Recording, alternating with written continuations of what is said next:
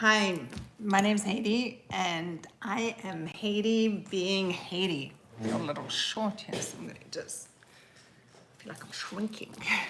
Let me go down and let me lower this a little bit. Hi.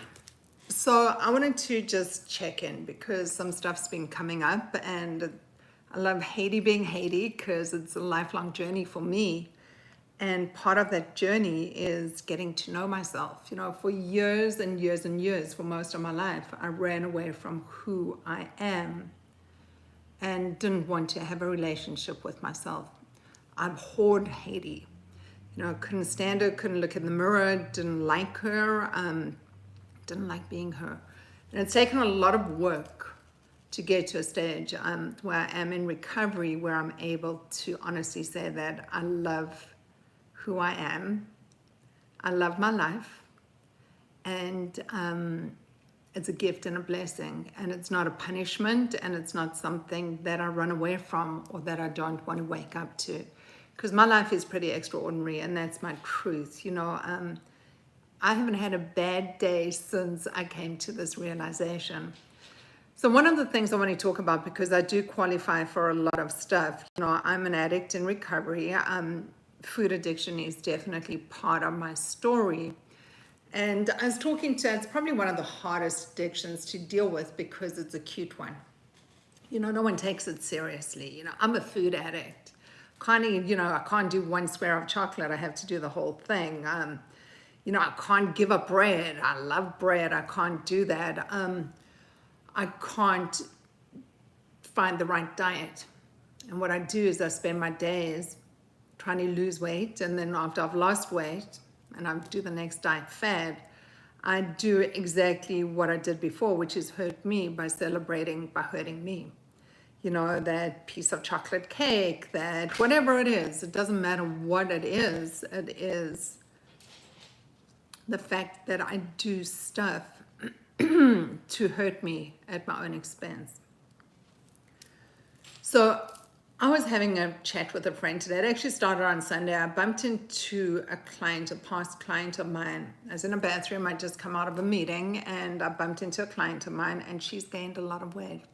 You know, when she was working with me, she's all about the weight, and it was all about the numbers, and she'd lost 5 pounds, then 10 pounds, and then it was the yo-yo focus on the scale, and today I gained a pound, and her happiness seemed to have been vested in this little black box. We have these magical little boxes that we step on, and it tells us whether we're going to have a good day or a bad day, or whether we should feel good or feel like crap, you know. And when we start feeling like crap, it's because I can't stick to that diet, and you know, I don't know what's going on. I'm not ready. It's not Monday. It's just another day, you know. And for me, I've really learned that gratitude is a word, is an action word. So diets, I've done every single diet under the sun, just about. I took anything you could ingest. I even had bariatric surgery. And yes, any diet, any bariatric surgery, you will lose the weight. It will come off, you will lose it, but it will not stay off. You know, if it becomes about the numbers, it's always a numbers game, and the numbers always win, and that's the truth. When it becomes a spiritual and a way of life kind of process, then it's got nothing to do with the numbers. It's got to do with how am I feeling. You know, it becomes that, is my day a good day? Am I having a good day? I've got choices and options today. So I was talking to a friend of mine, and she was saying, you know, it's so hard. The alcoholic puts down the alcohol, the drug addict puts down the drugs. And it's so easy because they just do that. The truth is, and she said, food is everywhere. I need food to live. Yes, we need food to live. I also need air to breathe, and I need water to drink, and I need love, and I need compassion, and I have choices and options. You know, that's what I have today. How I want to live is up to me. If I want to live a long, healthy life, wishing it and hoping it that genetics were great, then I will live a long, healthy life, isn't good enough. You know, the question becomes, what am I willing to do to be an active participant in my life? You know, I was blessed with a brain. And it's been my biggest stumbling block. You know, some of us are too smart for our own good, and I'm one of those people. You know, I've spoken myself into more situations and more corners than I care to remember. And the person I've hurt the most during all those processes, really, at the end of the day, has been me. And I look at my life, and when I look at it linear, and I look at where I am now at 58 years old, and yes, I am closer to 60 than I am to 50, and it's a blessing. I never ever thought I'd be this old, and I never thought that I would live this long. But my life's never been this good. I've never had it as good as I've got it right now. You know, for me, it became a decision time. You know, my body was wearing down. I was ill. I was 280 pounds. I was dying on the inside. You know, I really was. I was miserable. I didn't know what to do. I couldn't go out. I didn't want to go out. I didn't want to be seen. I didn't want to be photographed. I had the same black clothes in my closet and wore the same things day in and day out, basically. You know, my closet ranged from size 6 to size 26 at one stage. And it wasn't so much about the sizes, and it didn't matter about the weight when I look at it, but at that stage it did. Because at that stage I had the efforts. Like, what difference does it make? I can't get where I need to get. You know, and it's really not about getting where you need to get. It's feeling happy. I'd lost all happiness, and I'd lost all sense of purpose, and I'd lost my direction, and I'd lost my will to live, and that's my truth. You know, for me, I just was numb. I was hopeless, and I was totally miserable. And then I got introduced to a different way of life. And shout out to Felice. I absolutely love and adore you, because you definitely were the first step in me starting to live a totally different life and being able to have different relationships with myself, and not only with myself, with the world around me and with food. You know, and yes, I did have bariatric surgery, and all of a sudden I'd lost my best friend. You know, food was that thing that when I was younger, it was always the cute thing. Finish everything on your plate. You have to finish everything on your plate. There are people starving around the world. People don't get to have what you have. Finish everything on your plate. And I learned to finish everything on my plate. And in fact, food became the way that we expressed love and we got love. And I did it to my kids. I loved them with food. And I loved my family with food, and I cooked for them. And I love cooking. To this day, I still love cooking. The difference is what I choose to make and how I exercise my options are different.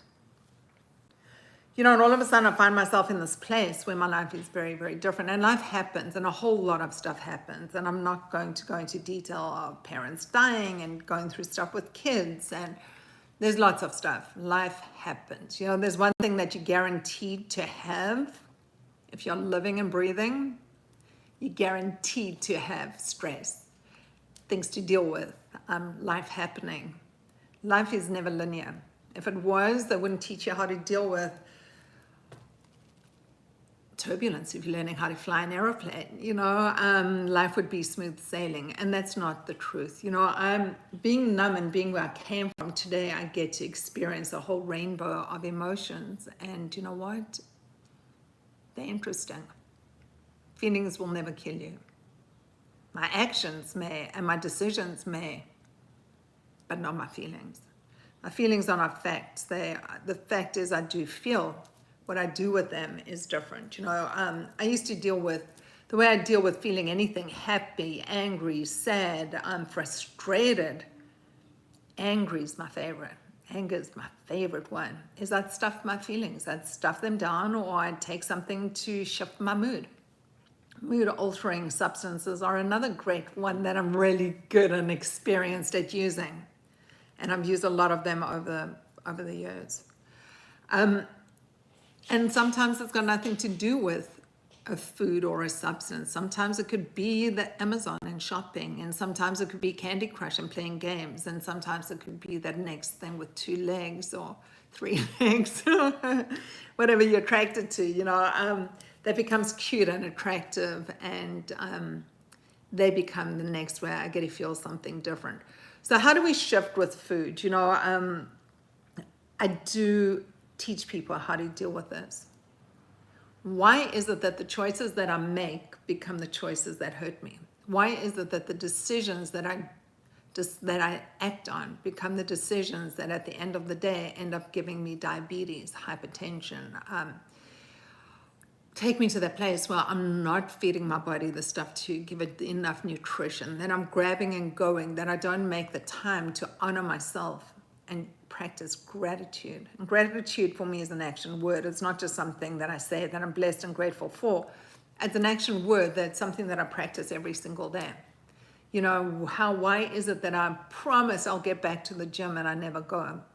Or I promise to go and start walking, and I promise myself all these promises, and the person I break all the promises to are me, and I keep the promises I make to everybody else. So I believe that recovery is part of a learning process, and we learn from each other with a little bit of guidance. You know, the foods that I eat today are very, very different to what I ate a couple of years ago. Why? Because I can. Because I get to make the choices of what I put into my body. Do I live a life of deprivation? No.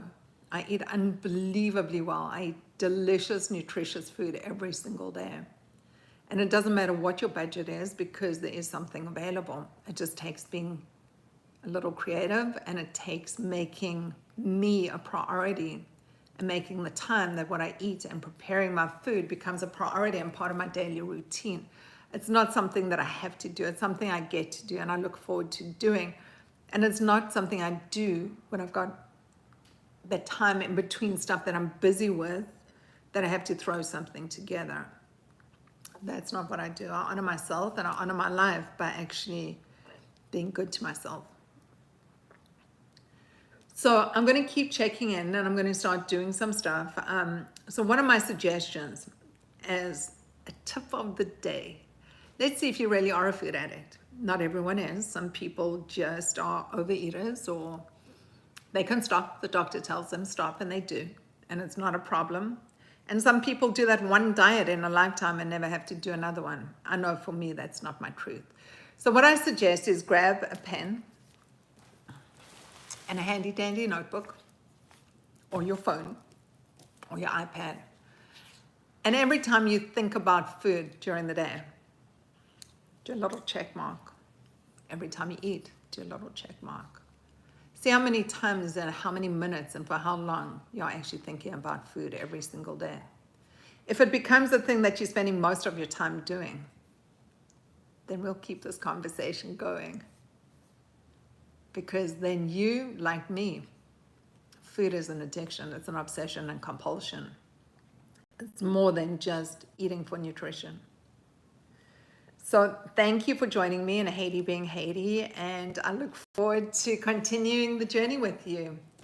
Have a beautiful day or beautiful night wherever you are, and peace out.